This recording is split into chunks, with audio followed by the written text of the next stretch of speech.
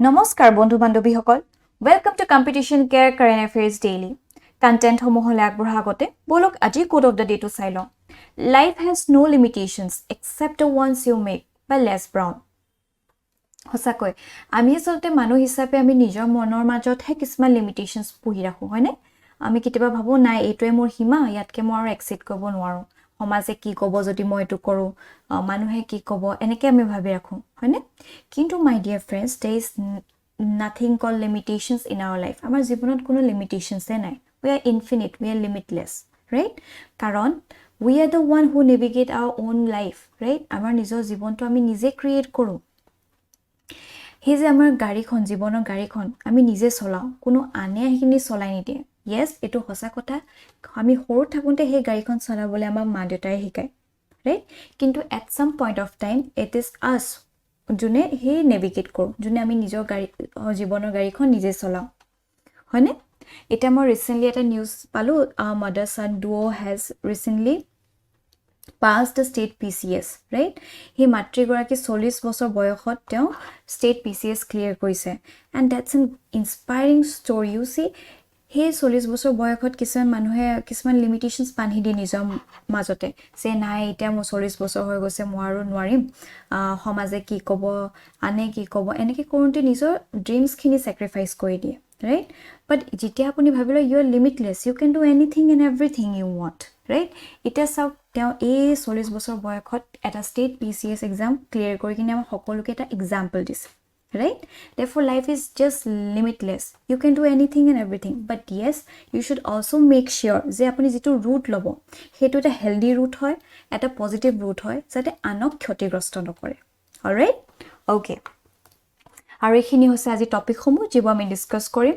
আৰু আমাৰ ফাৰ্স্ট টপিকটো লোৱা হৈছে দ্য ইণ্ডিয়ান এক্সপ্ৰেছৰ পৰা India celebrates its 75th Independence Day alright okay এটা ইয়াৰ বিষয়ে অলপ চাম বলো আমি সকলোৱে জানো তথাপি অলপকে চাই দিছো August 15 1947 India achieved independence from the British colonization the day holds national pride and honor in the heart of every Indian citizen living in India and abroad as on this day the nation secured full autonomy from the British all right The Independence Day 2022 theme as Nation First, Always First, right? Eto theme hoy amar 2022 Independence Day. And marking the historic day in 1947 was the first Prime Minister of independent India, Jawaharlal Nehru, who delivered a speech saying, at the stroke of the midnight hour, when the world sleeps, India will awake to life and freedom, right? Such a goosebumps moment. Hoisting the Indian national flag on the Lahori gate of the Red Fort in Delhi, these words actually captured the struggle and happiness of the newly independent India as it finally managed to free itself from the clutches of the British rule. Alright?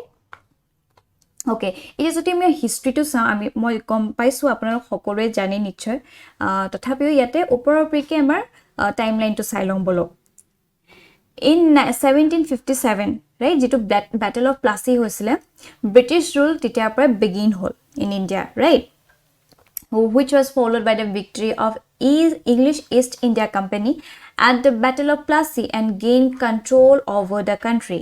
The East India Company took the control in India for almost 100 years and then British Crown replaced it via Indian Mutiny in 1857 and 1858. Right? East India Company ইমান আমাক exploit কৰিলে politically হক socially হক সব sphere of আমাক Indians block ইমানে suppress কৰিলে যেটা ultimately sepoy mutiny হৈছিল right তেতিয়া East India Company power to আসলতে ব্ৰিটিছ ক্ৰাউনে লৈ লৈছিলে alright During World War I, the Indian independence movement was started and it was led by Mahatma Gandhi, who advocated the method of non-violent, non-cooperation movement, which was followed by the civil disobedience movement. All right. In 1946, the Labour government, the exchequer of Britain, thought of ending their rule over India because of their capital loss during the World War II. Right? He সময়ত আসতে World War II হৈ আছিল আমি সকলোৱে জানো আৰু তাত massive loss incur কৰা হৈছিল right? আৰু তেতিয়া আসলে ব্ৰিটেনে ভাবি ললে এটা they can no longer rule the external such colonies like India, right? Then the British government in early 1947 announced to transfer all the powers to the Indians by the June 1948, right? Asolte amar jikhini he powers khini transfer kora kotha asle 1948 June, right? Kintu he homoyt asolte Hindu Muslimor majot iman besi hatred bahi goisile, right? Aru he jitu hatredor seed tu hetu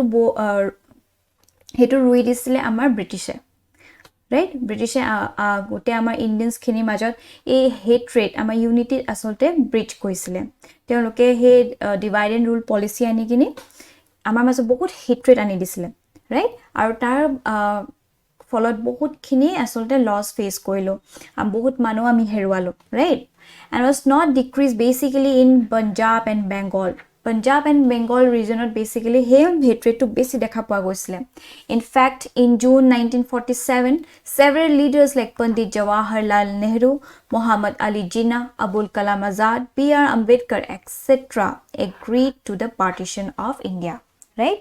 Karon iman besi he hatred to bahi goisile. Ultimately a leaders hokol like Pandit Jawaharlal Nehru, Muhammad Ali Jinnah, Abul Kalam Azad, PR Ambedkar teoloke finally agree koile for the partition of India. Tar agoloke they were not agreeing to it, all right?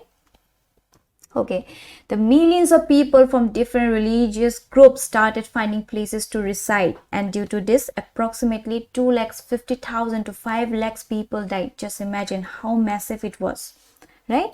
And on 15th August 1947 at midnight India got independence and was concluded by the Jawaharlal Nehru speech Tryst with Destiny, all right?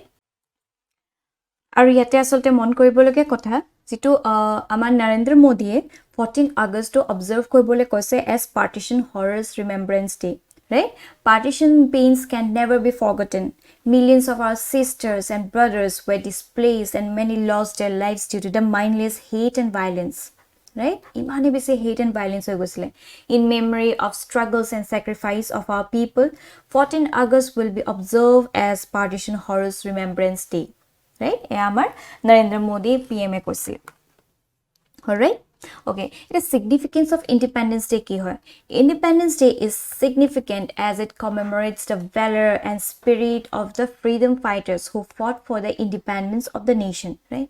Iman besi manuhe kiman nijor jibon to tyag kori dile amar bharat khon swadhin koribole, right? Hekhini ami asolte hoday grateful hua usit, ami hoday jana usit je keneke teoloke nijor the last blood loke fought koile to give us the freedom, right? Keeping the tradition since 1947 alive, the Prime Minister hoists the flag and addressed the country from the Red Fort every year. A day prior to the Independence Day, the President delivers a televised address to the nation. All right, ekhini was the significance. And based on this, a particular prelims based question has been brought up. Kindly a question to attempt koribo. Moving on, our next topic to lua hoise Indian Express opera Sarpanch Pati, the small steps and giant leaps of women reservation. Aru a topic to important hoy pare GS2 paper 2 women related issues hantarpot, all right? Eta why in news? Recently, several male relatives of newly elected women representative of panchayats in Madhya Pradesh took oath on their behalf. Just imagine, irony to hoise aji 75 years of amar bharat swadhin hoise, but still a patriarchy etiao prevalent hoy ase. Teolokor mohila jikhini relative he mohila hokol he elect hoise, and on behalf of them just imagine a male lokokol jun relative hoy, right? Teoloke oath loise on behalf of those women elected candidates, right? During the campaign for these panchayat elections too, the man had been projected as the future sarpanchas or sarpanchpatis with their faces featuring on the publicity material, many a time without the spouse who was actually contesting. Just imagine, right? Kanogata state ot ase kisuman jaga, right? Eta what is sarpanchpati concept? Etu sao bolo. It is the practice when husbands of wives sarpanches exercise undue influence on the work of their elected wives and also sometimes run the office in the place of them, right? Hey teo mohila goraki he wife এই ইলেকশনটো তেওঁ জিকিব and on behalf of her he proxy এটা সেই পজিশ্যনটো লৈ আছে right তেওঁ ৱাইফৰ যিটো পজিশ্যনটো আচলতে হাজবেণ্ডে চলাই আছে সেইটো হৈ গৈছে দ্য সৰপঞ্চপতি concept while the women get political representation the real power is usurped by their husbands the sarpanchpati deriving them of any meaningful gains. Article 243d of the constitution talks about the reservation of women.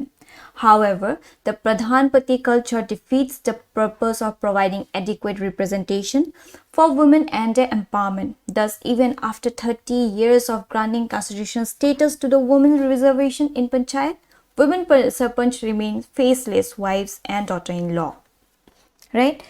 So, যেহেতু আমাৰ সংবিধানত দিয়া হৈছে যেনেকৈ পঞ্চায়তী ৰাজ সিস্টেমত হয়নে 30% women reservation দিয়া আছে সেই ক্ষেত্ৰত আসলতে সেই মহিলাসকলৰ সিটটো ৰিজাৰ্ভ হৈ থাকে আৰু তেওঁ চান্সেস অফ উইনিং অকমান ভাল হৈ থাকে সেই ক্ষেত্ৰত এই মেল কাউন্টাৰপাৰ্টছ সকলে সেই womenৰ নামটো ৰাখি তেওঁ ওপৰত আসলতে তেওঁ অজুহা লৈ কিনি নিজে আসলতে সেই ইলেকশনটো খেলা নিচিনা হৈ পৰিছে ৰাইট কিন্তু দ্য ভেৰি মটিভ যিটো মটিভ লৈ আসলতে এই ৰিজাৰ্ভেশ্যনটো আনা হৈছে গোটেইখিনি মাৰ খাই গৈছে ৰাইট একেবাৰে এইটো যেন ৰিপ্লেচ কৰি দিছে এই প্ৰধানপতি কালচাৰটো বা সৰপঞ্চপতি কনচেপ্টটোৱে ৰাইট এটা 30 বছৰ সম্পূৰ্ণ হৈ গৈছে কিন্তু ষ্টিল এই women ৰিজাৰ্ভেশ্যনে সেই আসল যিটো আসলতে মুভ কৰিব লাগিছে যিটো আসলতে হতে যিটো আজিৰ যুগত যেনেকৈ প্ৰস্পাৰ কৰিব লাগিছে হেতু দেখা পোৱা গৈছে কেনেবাকে এই যে প্যাট্ৰিয়াৰ্কি সিস্টেম বা এই সৰপঞ্চপতি সিস্টেমৰ নামৰ হতে এতিয়াও সাপ্ৰেছ হৈ আছে হয়নে এসা এই মহিলাগৰাকী আসল সৰপঞ্চ হয় কিন্তু তেওঁ হাজবেণ্ডেহে আসলতে সৰপঞ্চ হিচাপে এই কামবোৰ কৰি আছে হয়নে okay Eta what are the reasons behind the practice of sarpanchpati or pati pradhan or proxy politics? Eta apnalogor mainso joti hude proxy politics ki hoy ba pradhanpati ki hoy right eta apuni direct gom pabo je sarpanchpati kothaye pati ase etu kothaye patise and you can attempt the question all right patriarchal gender norms with household in tradition and parochial societies restrict the emergence of effective female leadership right প্ৰথম যেটো আসলে issue হৈছে কিয় এনেকা region টুতে চাও প্ৰথমতে হৈছে patriarchal society right so আসলে মেল সকলক বেছিকে প্ৰেফাৰেন্স দিয়া হয় right ফিমেলৰ হে লিডাৰশিপটো হদায় কোৱেশ্চন কৰে যে পাৰিবনে নোৱাৰে কাৰণ হেতু অকল মেল কাউন্টাৰপাৰ্টছ হেজেন পাৰিব তেনেকে সোসাইটিটোৱে নিজে নৰ্ম এটা বনাই লৈছে right lack of capacity building and training for women to take leadership roles in local government asole mohila hokol iman beji suppress hoi thake kitchenor kamote hok lora swali dangor kora dikhote hok sobote je teoloke he leadership to lobole hahoke nokore right jodi teoloko he capacity building eta kora jay ba eta training dia jay then definitely those women will prosper all right There's a poor social status of women with high levels of illiteracy as well as financial dependence on their male counterparts further inhibit their capacity to perform. It is a very serious issue. Right? Jito social status to the poor hoy, that's plus teolog illiterate hoy, right? Education teolog luai nai. Our education sob asote itu logot itu joito. Jehetu patriarchy choli thake, he lora jito the boy child hit tak asolte puwa hoy right basically focus kora hoy compared to the girl child right asole itu logo sob joito hoi thake plus jetia he mohila goraki jeto teo illiterate hoy plus poor hoy he male counterpart of jetia dependent hoi thakibo on financial reasons tikiao asolte teo suppress hoi thakibo karon jehetu financially she is dependent titam he male jone ji kobo take manibo lagibo hoine Tapisot ahi gose absence of strong deterrent laws to punish men who take control in place of elected women. Bahut eta important kotha gose. Je joti eneke he male counterpart on behalf of their wives যদি এই সৰপঞ্চপতি হৈ থাকে তাৰ আসলতে বিপৰীতে একো লয় আনা হোৱা নাই ইটস হাই টাইম ইমান বছৰ হ'ল 30 years পাৰ হৈ গৈছে ৰাইট PRI আনাটো সেইকাৰণে এতিয়া আসলতে এই এটা ল আনিব লাগে to punish those men right তাৰপিছত is due to lack of political education and education in general women fail to enter politics and gender equality remains a distant dream in India right absence of recognition of women and their contribution the caste and gender based discrimination are still prevalent and despite earning political position women are denied their due respect দেখিছে এখিনি হৈ গৈছে one of all such reasons behind the practice of sarpanchpati and এই টপিকটো আসলে বহুত বেছি significant হয় আমাৰ exam perspective কাৰণ এনেকুৱা question প্ৰায় আহা দেখা যায় আৰু not only PRI কথা যদি হুদে এনেও যদি হুদা যায় যে women আজি দিখত কিমানখিনি আগ বাহিছে what is the status of women in India তেতিয়া আপুনি এই পইণ্ট বিলাক মেনশন কৰিব পাৰে alright it's very important okay also gram sabhas are unruly and women are not allowed to speak there freely right jikhini gram sabha ta dekha jay jehetu tat মানুহখিনি বহুত বেছি Orthodox থাকে বহুত বেছি conservative হৈ থাকে ৰাইট এখানে হে women সকলক তেও মাত মাতাৰ আসলে অধিকাৰে নিদিয়ে হে women are always seen in ঘুংগট হয়নে উৰণি লৈ থাকে তেওঁলোকে ইভেন নিজৰ ফেসটো দেখাব নোৱাৰে এনেকুৱা কিছুমান জায়গা আছে বাট থ্যাঙ্কফুলি আমাৰ অসমখন এনেকুৱাতকে বহুত ভাল উন্নত জায়গাত আছে women সকলক ভাল ৰেসপেক্ট দিয়া যায় ৰাইট অতীতৰ পৰা দেখা গৈছে যে বাকি rest of the India the women in Assam are at great status right many women leaders in panchayat have been attacked and some casualties too have been reported as their actions have been seen as stretching the conservative social fabric difficulties in balancing the official work with their home right আসতে হে মহিলাসকল আৰু ওভাৰবাৰ্ডেনো হৈ যায় ঘৰুৱা আপোনাৰ কিচেনটো খোৱা বোৱা বনোৱাৰ লগতে লৰা ছোৱালীক ডাঙৰ কৰাৰ উপৰিও এই যেটা কো অফিচিয়েল ওয়াৰ্ক যেটা হৈ যায় পঞ্চায়তৰ তেতিয়াও আসলতে হে মহিলাসকল সাপ্ৰেছ হৈ যায় ৰাইট এখিনি আসলে ইস্যুজ ইতে যেহেতু আমি পঞ্চায়তি ৰাজ সিস্টেমৰ কথা পাতি আছো let us discuss about it Panchayati Raj or 73rd Constitution Amendment Act, right? It's very important. The 73rd Amendment in 1992 established a three-tiered Panchayati Raj system with regular elections throughout India, mandating the direct local democracy for effective decentralization, right? Jitu asolte amar DPSP koa hoise. Etu gram panchayat asolte amar Gandhian policy asile. Teo eta visual asile.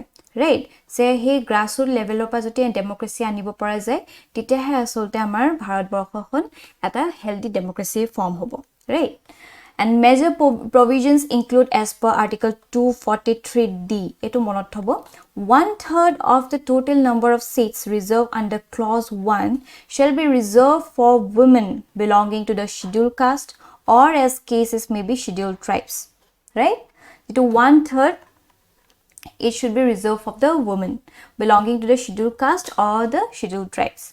Additionally, it has been provision that no less than 1/3, including the number of seats reserved for women belonging to the scheduled caste and scheduled tribe of the total people, number of seats to be filled directly election in every panchayat shall be reserved for women and such seats may be allotted by rotation to the different constituencies in a panchayat. All right. In 2009, the Constitution 110th Amendment mon koribo bill was introduced in the Lok Sabha to increase the reservation for women from 1/3 to 1/2. Right, 33% of 50% le niya kotha asile of the total seats in panchayat. The bill, however, was never passed. Right. 110th amendment ana hoisile to introduce the in the Lok Sabha to increase the reservation of women from 1/3 to 1/2 kintu he bill khon kitao pass nohol right in 2006 Bihar became the first state to increase reservation percentage to 50% to mon koribo 50% ana hoise Sikkim followed suit and implemented a 40% reservation policy in Panchayat election for women in 2008. It stands at 50% now. Right? Prothomate Bihar anile in 2006 50% reservation dia hol. Tar pisot Biharer pasot Sikkimot ana hoisile initially 40% reservation policy ana hoisile kintu etia bortoman 50% loke gol. ঠিক আছে Chhattisgarh, Madhya Pradesh, Rajasthan, Uttarakhand subsequently passed laws to increase reservation for women in panchayat to 50%. At present 20 states including Madhya Pradesh have 50% reservation for women and panchayat level, right? Yes, so every coin has two sides, right? Yes, jodio ami dekhiso 50% ani diso 40% ani diso kintu tar arot joti ami sao ami dekhim je he je jitu reservation actually women hokolor kane ana hoise hetu asolte teoloko male counterpart he gute enjoy kori ase etu, right? That's the dark side. Okay, it impact of the legislation ki hoise. The landmark pieces of legislation has made a giant leap in women reservation and paved the way for the election of around 1 million women at village, block and district level, right? Iban besi asolte reservation allow kora kane eta giant leap dekha goise, right?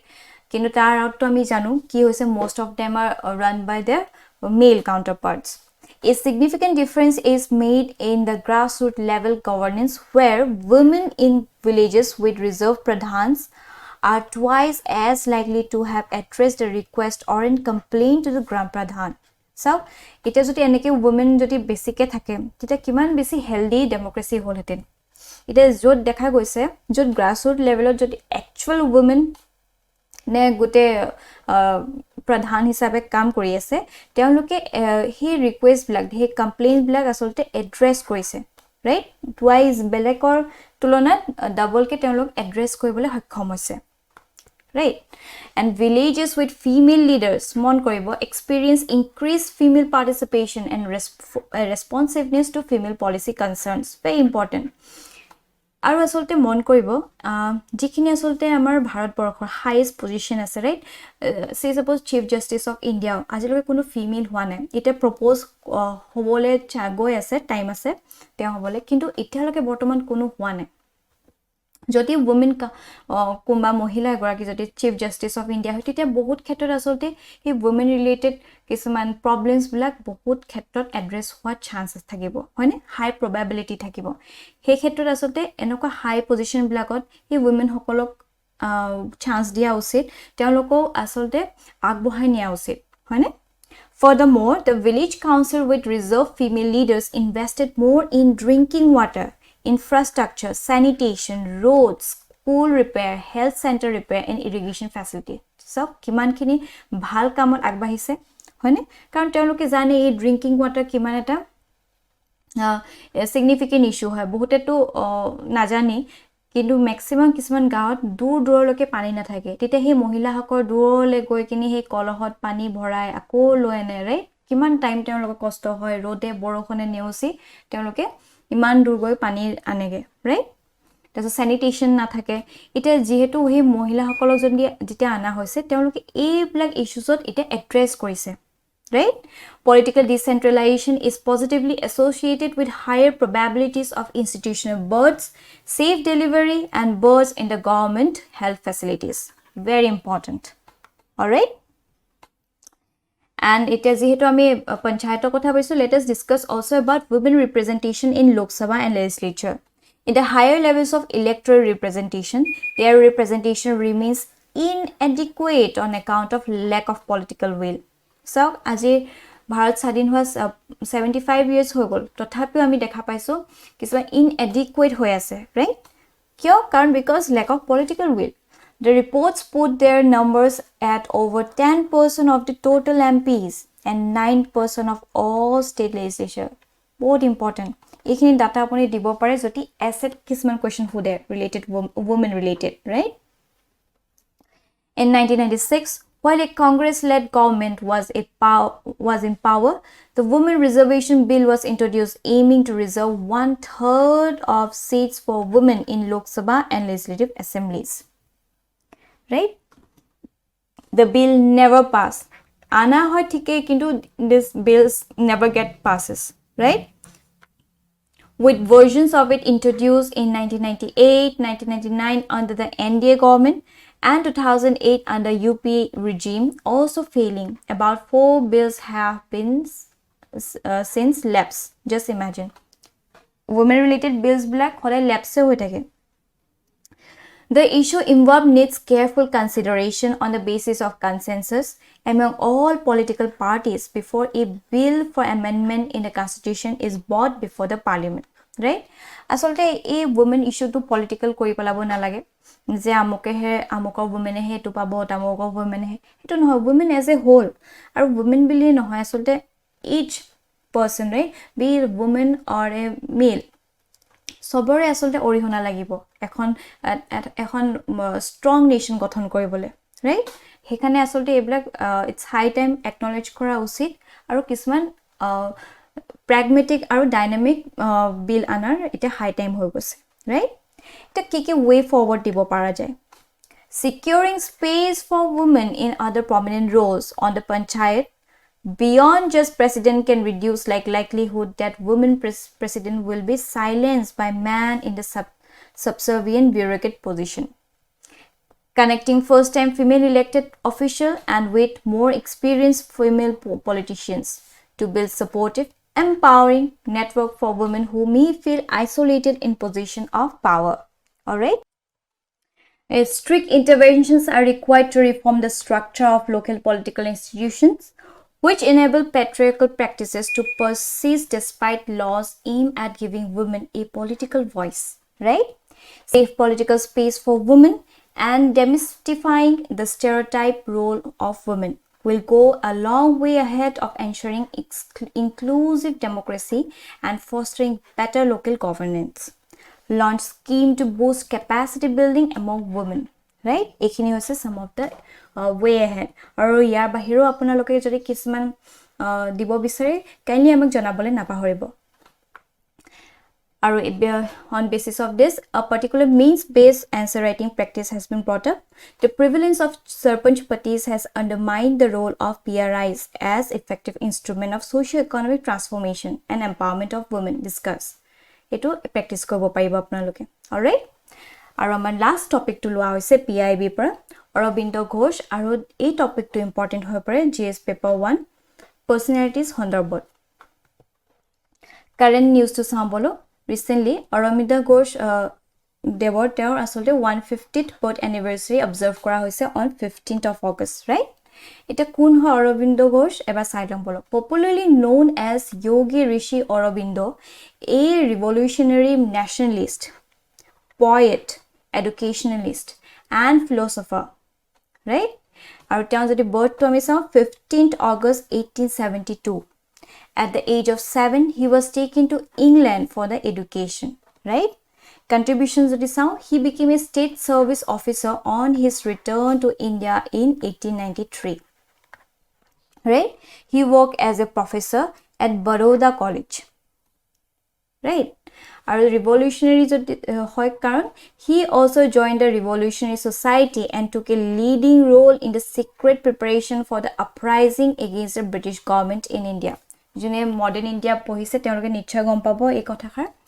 He was the first political leader in India to openly put forward in his newspaper, joteo editor asle, Vande Mataram, the idea of complete independence for the country, right? He was the first proponent of Purna Swaraj more than 20 years before the Indian National Congress declaration in 1930, right? Purna Swarajor jitu demand 1930 dia ase kintu tar 20 বছৰ পূৰ্বে আসলতে তেওঁ propose কৰিছিলে about Purna Swaraj. All right? Our terms of the literary works Swami, he was also a journalist, and his first philosophical magazine ki hoya called Arya, which was published in 1914, right? Among his many writings are The Life Divine, The Synthesis of Yoga, and Savitri. Alright, এইবিলাক prelims hudibo pare monot thobo. And he died on December 5th, 1950. Thik ase, this was all about him. And based on this, a particular prelims based question has been brought up. Kindly a question to attempt koribo. And with this, আমাৰ সেশনটো ইমানতে সমাপ্ত হ'ল. Thank you for watching this video. আৰু আপোনালোকৰ কিবা যদি doubt থাকে বা কিবা ফিডবেক দিব লগা থাকে, কাইন্ডলি আমাক কমেন্ট সেকশনত জনাবলৈ নাপাহৰিব. Till then, bye bye.